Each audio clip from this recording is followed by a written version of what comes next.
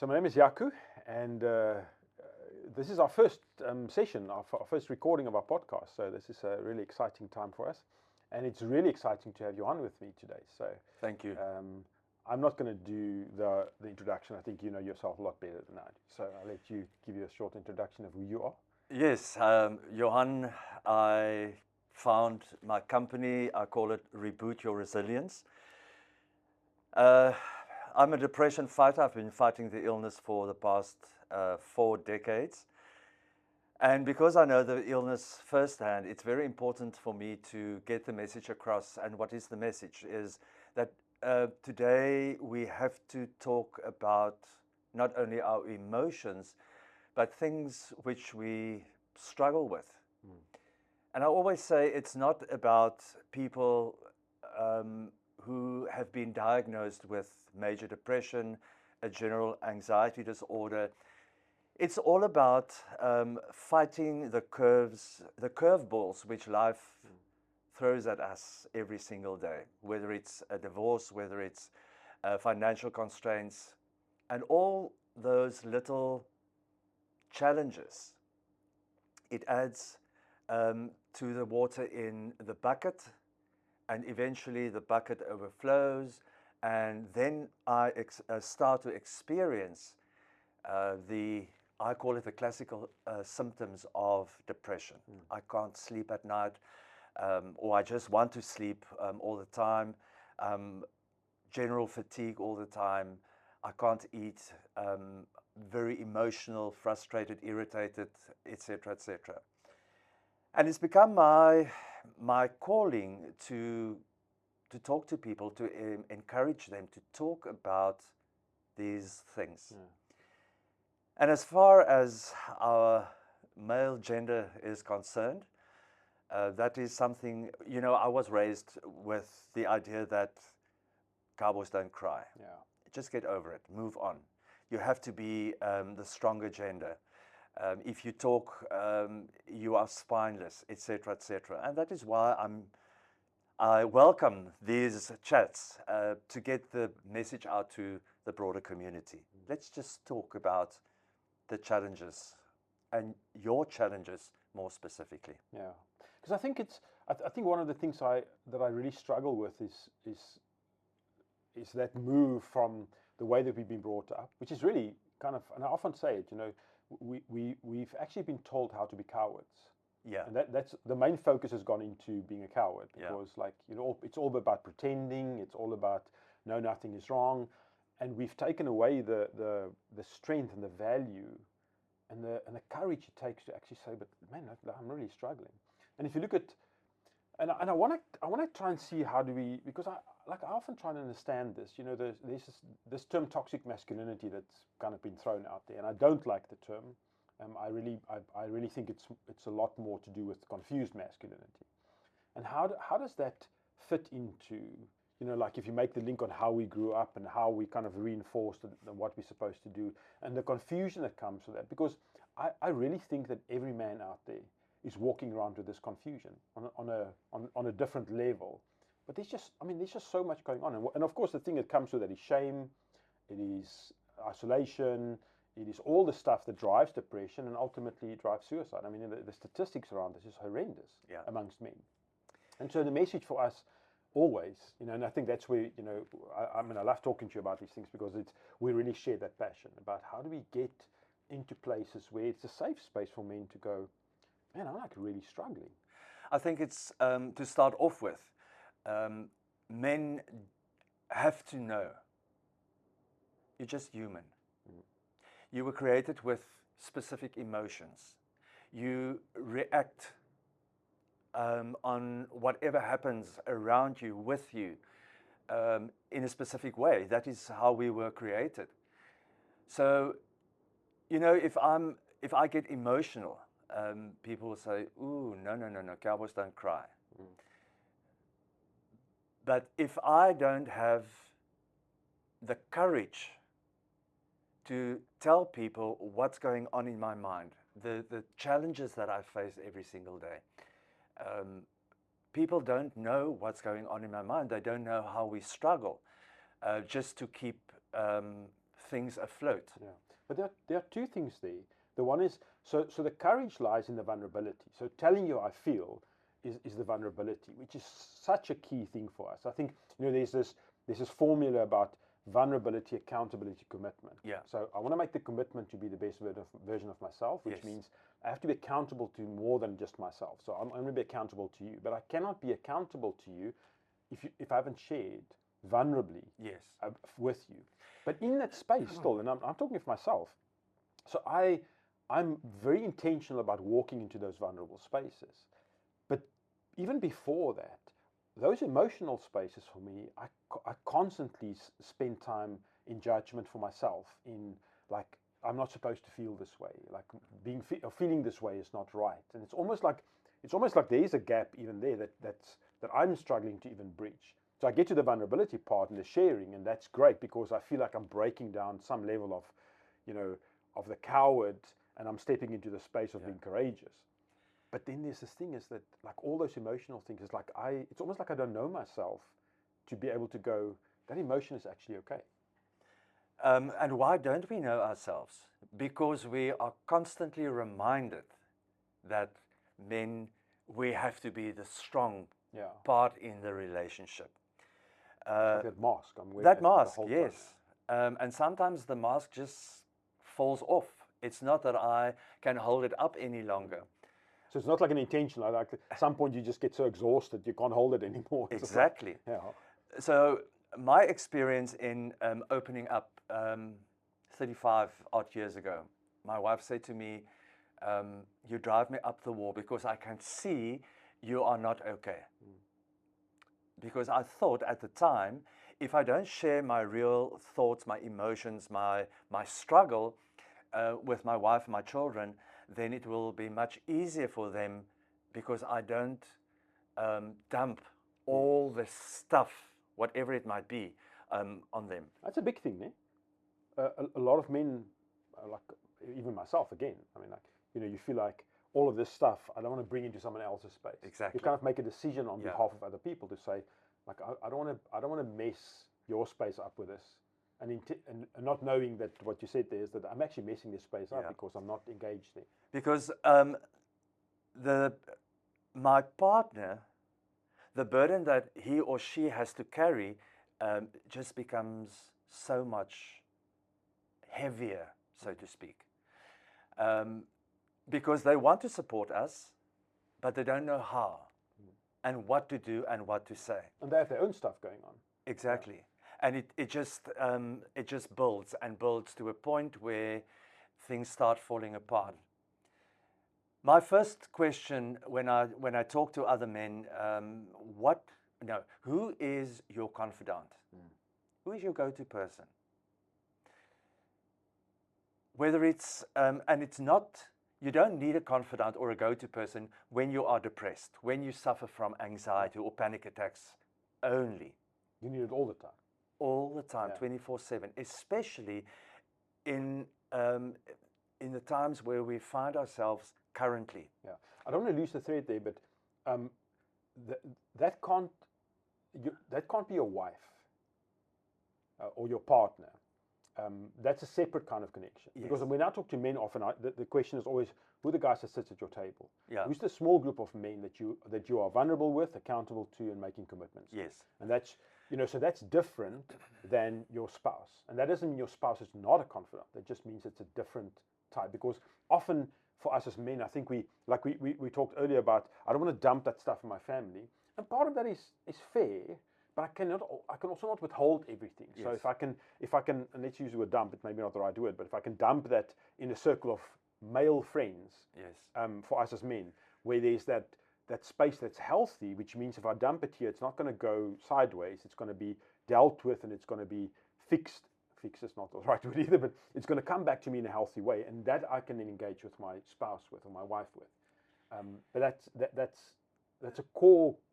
It's such an important group of men to surround myself. Yeah, Jaco, I usually say to people when I talk to my go-to person, it's usually a male friend whom I trust. How do you know when to trust or that you can trust the person opposite you. And I think it comes down to who's that person that is prepared to walk the extra mile with you. Yeah. And yes, that relationship is built over time. Yeah. But sometimes you just connect with that other person. Is it wrong to have a confidant outside your relationship with your wife, your life partner, whoever it might be? I don't think so. When I talk to my confidant, it's about, I can say things without thinking, no, that's the wrong word, because my wife will interpret it that way, etc. So I can put everything on the table. Yeah. But it's important there that confidant for us as men must be another man. Because I can't speak to, because I don't want to tell my wife this because she's going to interpret this differently. It's partly because she's my wife, but also partly because she's female. Yeah. And so, of course, making a confidant with another female, that's stuff that we don't want to get into. As men, that's a minefield that we need to stay away of, very, very intentionally. Yeah. So that group of men that you surround yourself with, that are men that shares your value system, men that you can be vulnerable with, accountable to, make commitments with. So when I talk to you, I can call a spade a spade. Yeah. And when I get the essence of the challenges that I have, I don't want to say the advice you give me, but when we get to a common understanding of what is it that we are talking about, what are the things that I really struggle with, I can take the essence and then go to my wife and say, this is what I'm struggling with. Because the person opposite me, I find, is like-minded, in the sense of, I'm also a male. I'm also a husband, a father, a life partner. And I struggle with the same thing. And there is the golden key that unlocks everything. Yeah. I realize that I am not the only one suffering with whatever your challenges might be. And I always say that's the best gift, the biggest gift you can give someone through your vulnerability is just that. Is to make people understand that they are not suffering alone. Yes. That they're not walking this journey alone. Sometimes it's very exactly similar, and sometimes it's remotely the same, but you kind of walk out of it going, well, it's not just me. It's not like that thing that I'm thinking the shame that I'm carrying actually is lifted because there's a similarity in another struggle. Yeah. And when I engage in a conversation, I often find myself at the receiving end, where the conversation moves in a direction naturally where my confidant, my go-to person, also starts to open up. Yeah. And then what do I do? What is expected of me? When I'm the confidant, I just have to listen.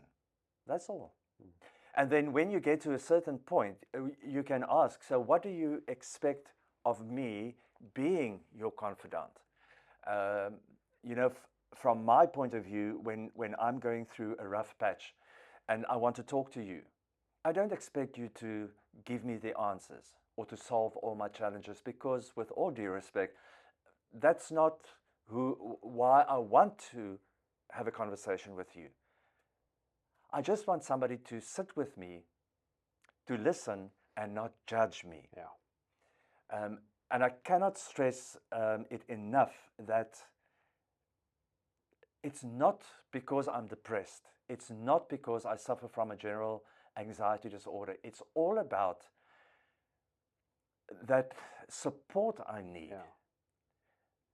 And where the toxicity or whatever that word is comes in, it's when I'm not prepared, when I'm not taught how to open up. Mm. What is the back door that is left open? Drugs? Mm-hmm.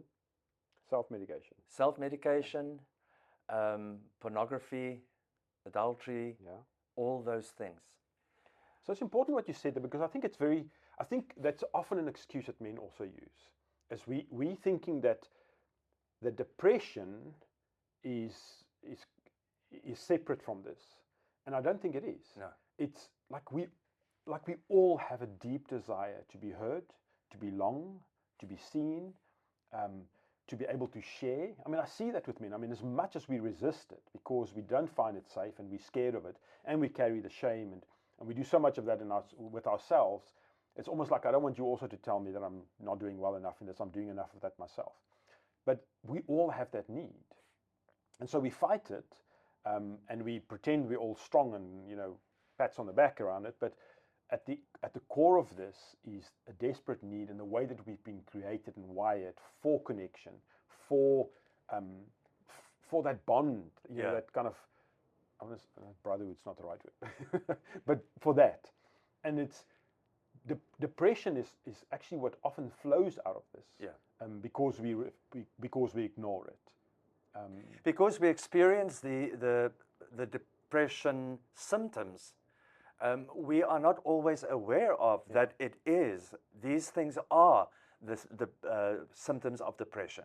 Yeah. And when I don't get the support in how to manage these symptoms, then it may end in depression. Yeah. And that's it's not that easy or simple, rather. There are many other complicating factors. But what is our other go-to thing for men? It's our national sport. It's rugby. But then how often does one hear about professional national rugby players in our country that struggle with depression?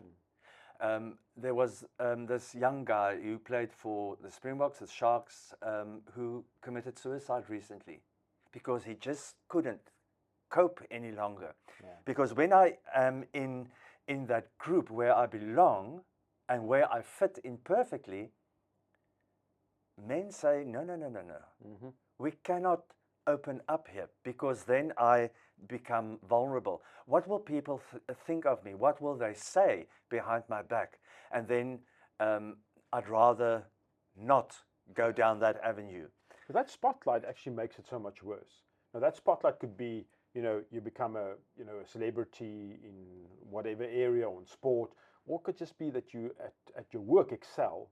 And so the moment you start climbing the corporate ladder, there's a spotlight that then makes it even harder for you to do that. And I think what's so important is that we need to, because there's such a stigma around the word depression, and I wonder if it's is it acceptable to say that, I mean, at some level all of us hit some point of depression. I mean, yes. Depression it means essentially that I'm not on a high today. I'm just a bit lower than I was yesterday. Yeah. I'm just like, sometimes it's just like feel off. And so I think for men also it becomes this thing about depression kind of means I'm not coping. I'm not good enough at this. It's not true. Which essentially we're not coping. Like we are not coping with what goes on in our lives on a day-to-day basis. And so I don't want to talk about that because that's not who I don't have that. I'm not going to attach that stigma to myself. The reality is it's we all have it. Yes. The stats in our country, and it's not the most, well, it is the most current because we're waiting for the new stats to come. In our country only, every single day, 23 people are successful in committing suicide. And on that same day, only in our country, 230 people are unsuccessful. The youngest person in our country who committed suicide, take a guess, what is the age? Sure. 15? 6 years old. Oh my word. A little black boy in Limpopo. He knew, and that is what is so scary to me, Jaco, is that he knew that this is what I have to do to get rid of all the pain, all the suffering, all the whatever challenges he faced at the time. He took his belt and he hung himself in the school's cloakroom. So at that age, that must be learned behavior in a way. It is learned behavior that because... is what we see from society. Because who is, or what is my point of reference? Yeah. The community where I grew up. Yeah. So you know, to say I suffer from depression or I live with these symptoms, it all starts with I'm not good enough. Yeah. I was in the running for a promotion. I didn't get that. And now all of a sudden I think, so why didn't I get that? Am I not good enough? I thought I was good enough, but no, I'm not. And this is just a very silly or stupid example where then I will revert to, well, then I'll start drinking because I'm not good enough. So why will I try harder?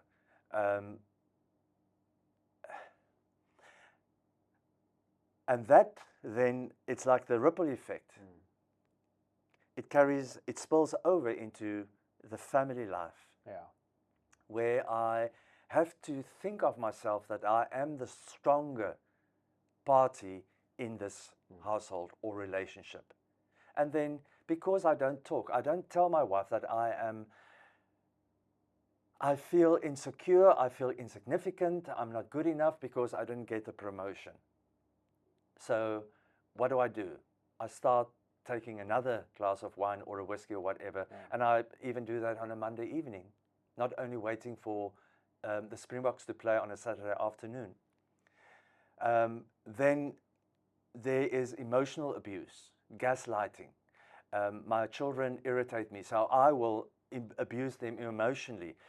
Then we get to all the other things on that same list. And why do we have to mention that if we exactly know what those things are on that list? And I think, and it's obviously not that simple or easy to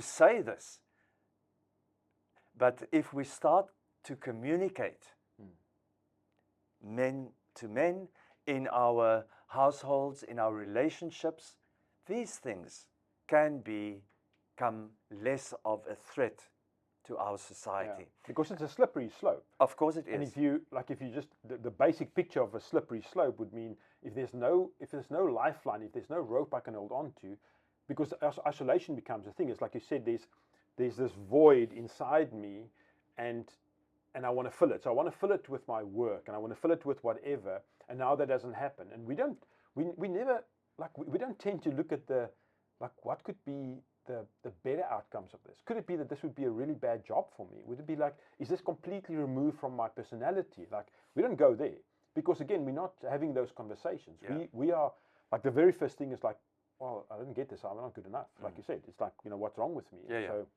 it's that that question that we try and change so much in the work that we do with the boys at the character company is, it's not what's wrong with you, but what happened to you. Yeah. And if we start asking that to ourselves, then you can understand that, okay, but maybe I don't have to go to that deep dark place immediately.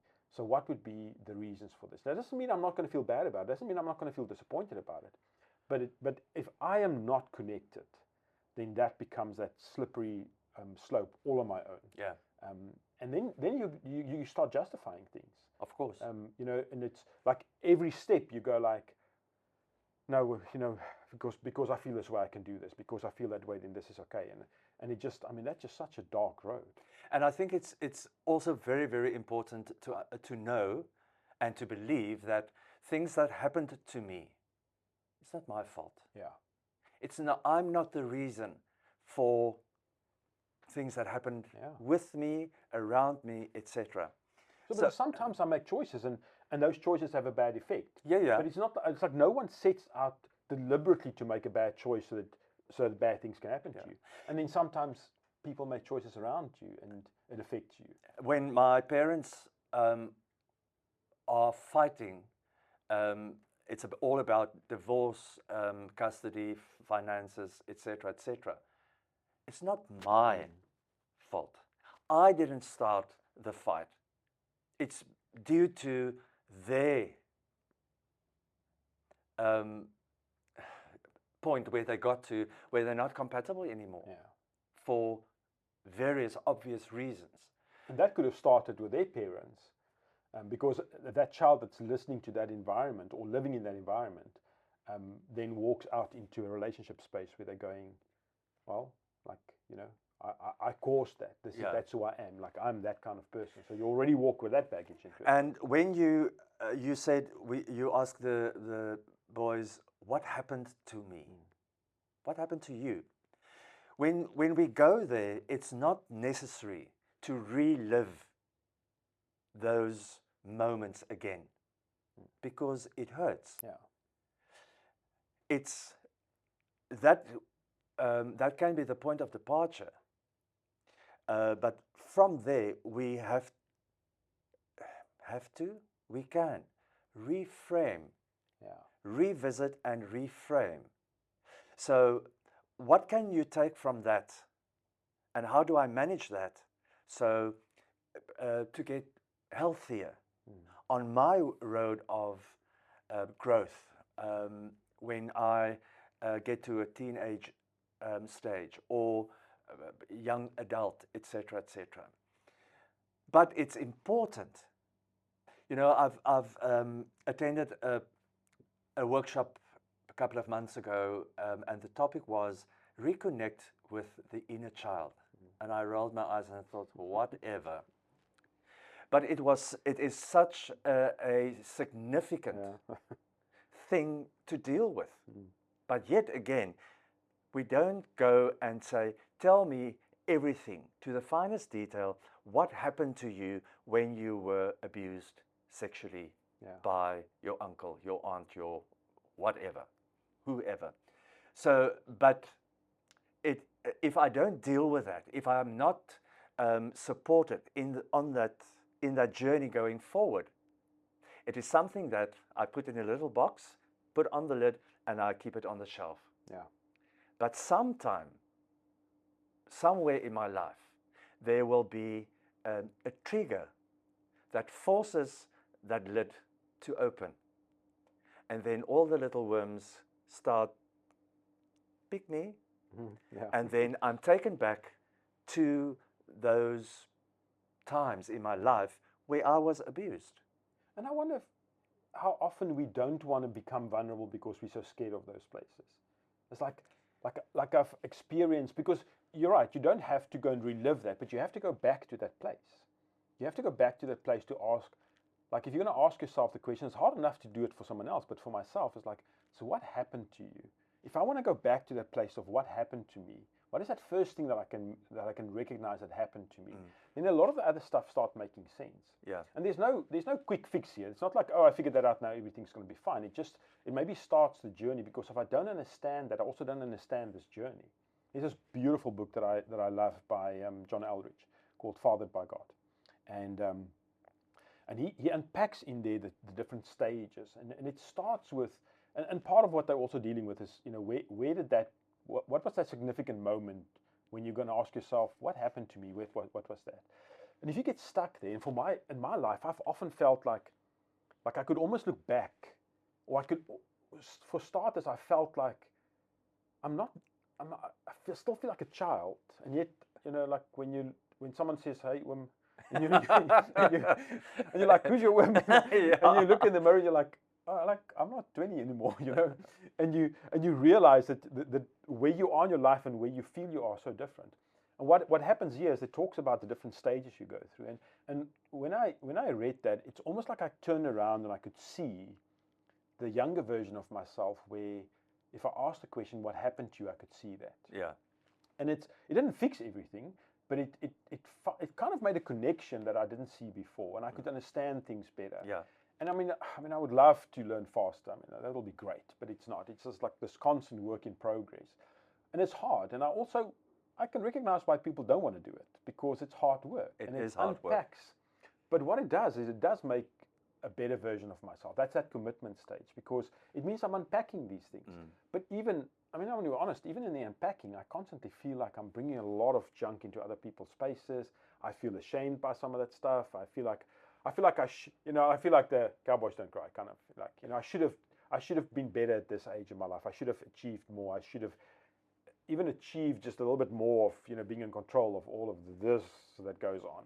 And part of the challenge for us is, if we get stuck at this, you know, what happened to me place, life actually moves on, and part of my journey moves on. And it talks about, one of them was, you go through these different stages, and one of them is like a warrior and a cowboy and a king. And I got very, it was a very emotional experience, because I realized that at some point in life you get handed the keys to a kingdom. Now, it could be your family, it could be a workplace, it could be whatever it is. But if you are still a child, if you're stuck, I'm going to say stuck emotionally as a child or as a cowboy, the worst thing for a kingdom is to have a cowboy as a king. It just doesn't. And when I saw that picture, I'm like, oh, okay, no, that a lot of stuff now makes sense. It's like, because that's chaos, that's destruction. It's like. And you know what?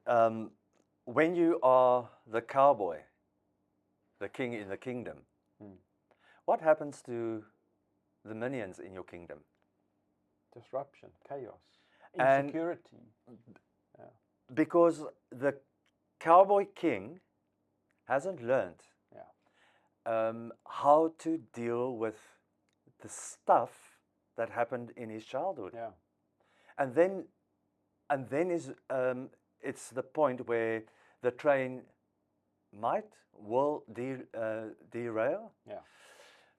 And I think it's much better to open up, to talk about these things. That makes you more of a man. Oh, yes.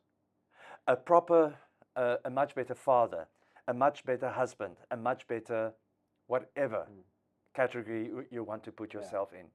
I just want to mention, I've met a youngster the other day, a couple of weeks ago. And his fiancée cheated on him. And he still is distraught.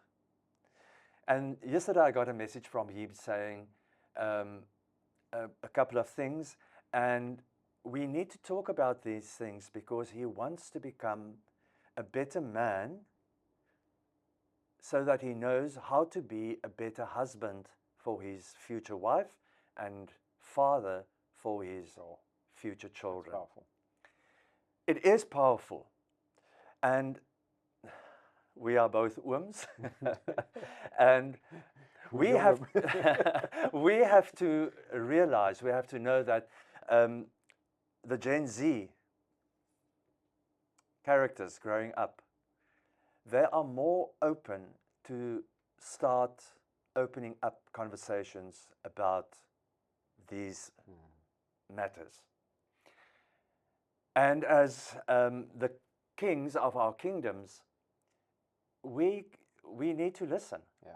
Oh. Listen to what is not being said. I often use the example, and this is now about a primary school kid. If you ask him, what did you do today at school? Because I see you didn't finish your lunch that I packed you. Oh no, I had my sandwich. I sat outside the library. I waited for the next lesson to start. So what I have to hear is that, Mom, Dad, I was on my own.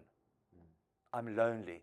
So why are you lonely? Why didn't you play along with your friends? And then that is a conversation starter to understand where my child is at. It doesn't mean that this is reserved for little ones. Your teenager, your young adult daughter turning 21, your kids living abroad. It's asking those open-ended questions. What happened? Why? The what? The where? Etc. And not only, how was your day? My answer was always fine. No, I'm okay. And I'm not only dealing with mental health matters outside in the world there. I'm an excellent actor. And I will convince you that I am good. I am fine. Yeah. Until I get to a point where I realize, but the mask is coming off. Because I've convinced myself I'm fine. Of course I can convince you. Because I don't want to go there. Yeah. Just what you said just now, is that because I'm scared. Yeah. But there's such an important thing of that picture you painted there, because I think I really think we completely underestimate how big a responsibility we have as an older generation Yeah. to make sure that we change the narrative for the younger generation. Yes. That mentorship is unbelievably important. And we carry that responsibility. I mean, I often say the reason why things are the way they are is because of the example we're setting. People are looking at that. It's like that 6-year-old. It's like, that's the solution. That's the only thing I must do. That's what people around me do. Yeah. But I think the other part of that's also we are so scared that we don't have the answers because we think we have to fix everything. I think that the moment I enter into a conversation with you and you are telling me, like, you're not doing well, you are not fine, firstly, it scares me because I'm also not fine. And I don't want to open up on that. Yeah. But I also now think that I must fix this because part of this whole, cowboys don't cry thing is also I always have to be in control. I always have to be able to know what to do. It's like this, and I do this with myself. I have zero empathy with myself for not being able to know what to do in this day, even if it's the first time I'm doing it. Like a little toddler that learns how to walk. I would never expect you to get born and start walking. Yeah. Who would do that? Well, I would do that to myself. Yeah. Like literally, that's what I expect of myself.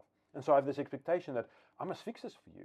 And because I can't even fix it for myself, or I'm so scared that you're going to mention something that I can't fix because it's in deeper emotional stuff, like I actually don't want to hear that it's not going well. Yeah. So like, how are you doing? And you suddenly start telling me what to do. It's like, or how are you doing? I don't know what to do with that. Yeah. Like I'm okay with that. I'm fine because just like a courtesy thing. Yeah. And so there's this importance of my responsibility because of what I carry and my own experiences, but also the knowledge that I don't have to fix this. Like, you're not telling me you're fine because you need to fix things. Yeah. You just need to talk to someone because often in that discussion, it's through the discussions that we get to a point of action. And of course, action is ultimately what changes it. Yeah. But we don't have to fix it. The other thing going with that hand in hand is when I want to vent, I can decide how much information I will disclose. I can put the boundary there. Yeah. So when I want to talk to you about my relationship with my wife, behind the scenes, we are heading for a divorce. But I don't feel confident yet to talk to you about that we are going to see an attorney because we are going to get divorced. I'm not ready for that yet. So what does one do in that circumstance is to say that I don't feel in control anymore. And that is, then I can say why I don't feel in control anymore. And then where do I draw the line? To say that my wife and I, we don't see eye to eye, and that is where I stop, because I don't know yet whether I can trust you. Because I'm too scared, I'm too proud that maybe tomorrow everybody at work will know that, oh, he's getting a divorce. Yeah. So it's about expectations. What do I expect of my confidant, and vice versa? And what are the boundaries that I may set? Yeah. Because when I set the boundary, I will, and you will, at some or other stage, you will start sharing your experience about the same thing. And those boundaries are important, but it also comes back to why do we think we can't set them? It's because we don't know ourselves. Exactly. Like I'm struggling with that often, is going, like, if I were to tell you that I am, like I've reached that boundary and I have to tell you this, I'm not going to share further. Like in my head, I'm going, oh, that who does that? Like, that's just rude. You know? And so like you kind of stumble through that space, and so then you preempt that by not engaging at all. And again, I mean, it comes back to that, reconnect with the inner child, eye rolling, cringe. It's like, if we don't do that, we don't understand. I mean, like, how often do we really know ourselves in this space? And we have to talk about the level of shame that we carry around these things, because in that engagement, in that, like, I really need the advice because I do not know how to. It's like I've never done this. I've never lived this day, so I do not know how to deal with this. So if I don't ask advice, if I'm not sharing with someone that knows a little bit more about that subject matter or the topic, how would I know? And so, like that shame thing is, I mean, for me, it's such a big thing, and I realize it so often in conversations with me, and I realize that's what holds us back. I don't want to tell it because I kind of want you to look at me maybe very differently than I look at myself. I want you to look at me. Like I'm struggling with that, even if you think about just professional counseling. It's like I feel like I have to achieve certain things. Like in everything you see, you feel like you have to, like you have to be a better friend every time. And in the moment we can't connect, I'm like, oh my word, I'm like the worst friend possible. And like, how do I, and then it's just like I'm a spiral. It's like that I do very well. Don't we all? Jaco, people often ask me, so where do I go? Trying to find this go-to person. Medication, taking antidepressants and a mood stabilizer every single day, and going for therapy whenever needed is a non-negotiable. I have to do that. The chemical imbalance in the head, blah, blah, blah, blah, blah. But the past 8, 10, 11 years, what has become more important in managing all these challenges and eventually depression, etc., is the members of my community of faith. There I feel safe. There I see how men open up, because in their search to live a life closer to God, it's easier for them to be vulnerable. Because when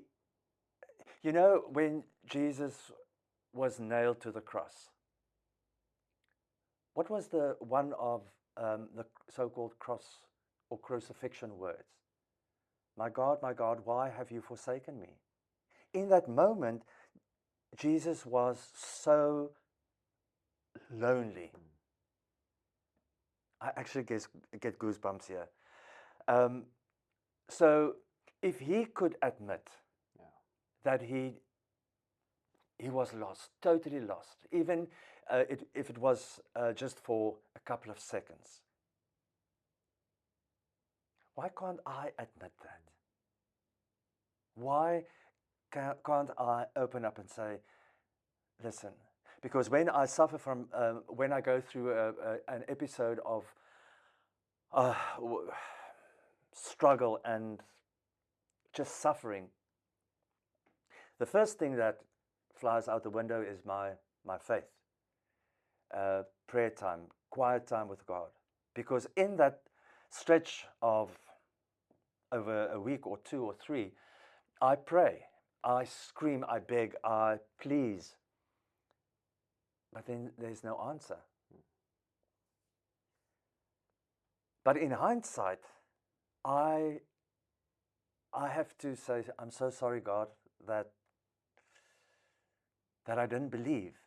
Because in hindsight, I can see exactly the people, things that happened over those weeks that kept me going. Connection is so strong in those times. Exactly. So I have 1 or 2 male friends. They are on my speed WhatsApp group. And I can just message them and say, please pray, I don't cope. What they pray for, if they pray, when they pray, I don't care, because I have shared and I feel so much lighter because I trust them. It's also a small manageable step at that moment. Yes. Into a space that's relatively safe already. And it just builds my confidence that I am not good enough, that I am not man enough, that I am not successful enough. It's who I am. When there was an article written about the work that I do many, many years ago. And the journalist wrote, turning a negative into a positive. And that phrase stuck with me, where the things that I struggle with as a father, a husband, a professional, I try to use this negative and turn it into a positive. And the positive is that I am not ashamed anymore to get up in front of, I don't care who the audience members are. I say, this is what I struggle with. This is what I have to work at every single day. And if I can do it, then you can do it. Because it's, you know, Jaco, what is your first reaction when you see somebody in a shopping mall and the lady has a scarf around her head, and you know underneath that scarf there's not a single hair? What is your first reaction to that? She's got cancer. She's got cancer. Chemotherapy, etc. And how do you feel at that moment? What would you like to say to that person, even if it's a stranger? What would you like to say to that person? No, you just want to kind of just be there. Just to do what? Hang in there, kind of. Like it's very much a space that you feel that empathy almost, but you actually don't know what to do with it. What is the right thing to do in that space? And you feel sorry for her. Yeah. All the pain going through and the sword dangling, will I survive this cancer, etc. Now, depression, anxiety, all these little challenges that gets thrown into this container and it's like a pressure cooker. I can't deal with it anymore. I've tried everything. Why don't you empathize with me when I am a depression fighter?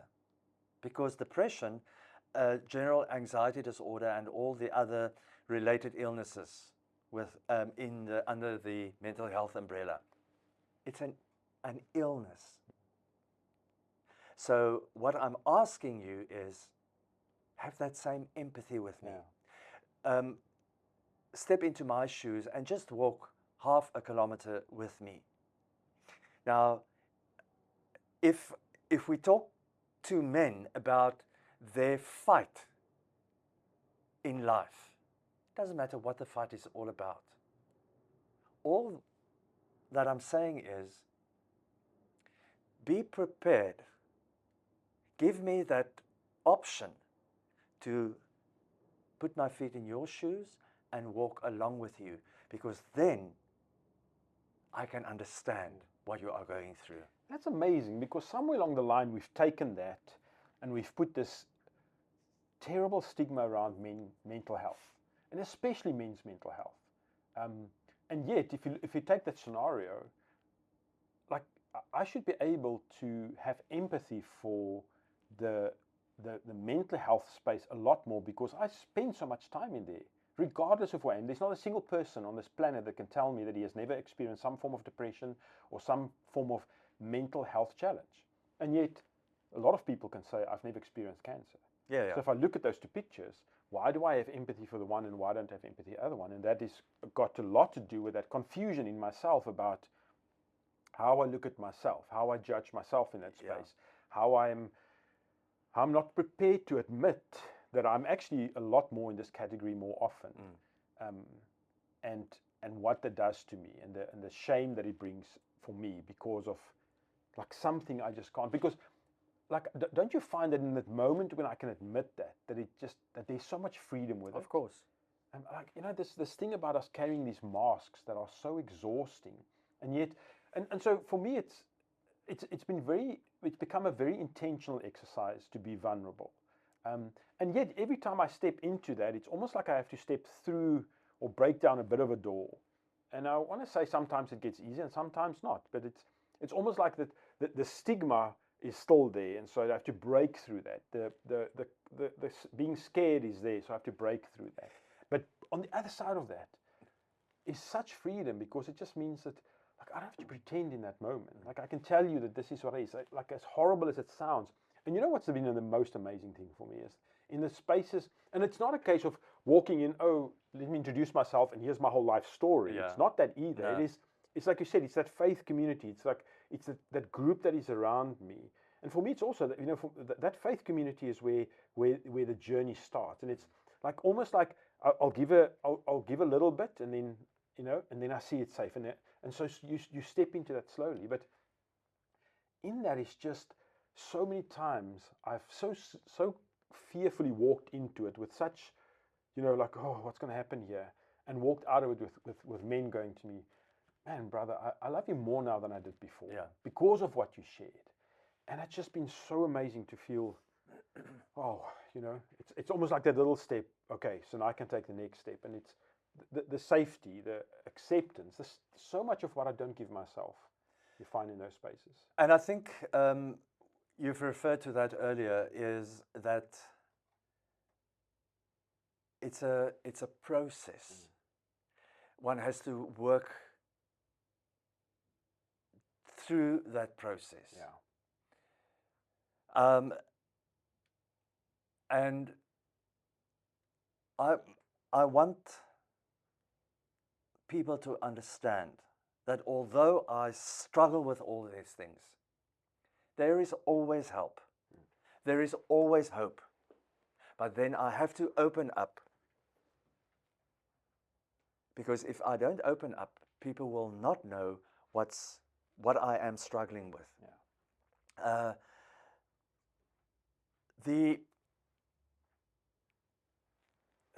What are we looking at? We are looking at, no, what do we want? We want people, we want support. So if I've thrown my cupboard open and I get out of the closet, my mental health closet, then I'm not vulnerable anymore. So I can go out and do my little bit. When you become less vulnerable, you can. So when we get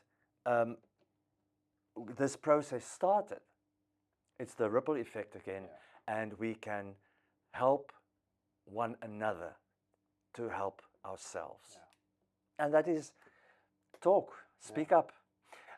We have this slogan, cliche, that's why it's a cliche. It's okay not to be okay. Yeah. But if I say, it's okay not to be okay, do you really believe that? No. Because cowboys don't cry. It's just another thing. Cowboys have to cry. I mean, I've seen so many people on the big rugby, in big rugby stadiums, where the Springboks won the World Cup. Men are sobbing. Why? Because it touched their emotions. They felt it. So why can't we use that experience and pull it through to my personal experience? Because it's external. As long as it's external, it's out there. Yes. So Johan, the one thing that you and I can do is talk. So we can, and we can do that for days. So I want to try and wrap this up. It's like, and we'll keep the conversation going, because it's almost like every sentence got a whole nother spin off that we can talk about. Yeah. So, but I think at the end of the day, what is so important is what we want to take away from when we have the conversations. And I don't know. It's for me. It's about the fact that we all struggle.